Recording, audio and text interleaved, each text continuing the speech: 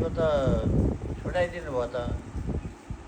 भने त्यसै देखाएर त कहाँ सकिन्छ र भन्ने कुरा गर्नुभयो अरे कसले अरे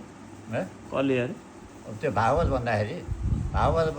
ओभरटेक गरेर जानुभयो कि सिरेली अब जस्तो यहाँ भन्दाखेरि सिरेली भन्नुहुन्छ नि सबैको खुलाउनुहुन्छ कर्मश छ तर उनीहरूले चाहिँ के भन्छ त्यसलाई चाहिँ छोडिदिन्छ नि क्या छोडिदिन्छ छोडेपछि त्यसमा अर्थ भएन हो। अब अस्ति महेशमा भागवत जयन्ती थियो त्यहाँ गएँ त्यहाँ गएर उ गर्दाखेरि भागवत कम्पिटिसनमा अनि त्यहाँ फेरि कृष्ण जन्म भयो ताजा खोलेपछि लिएर गएँ लिएर गएपछि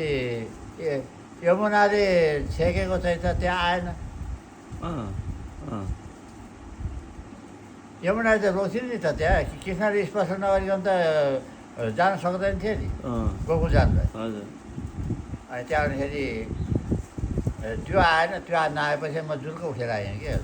ए छुट्यो भनेर छुट्यो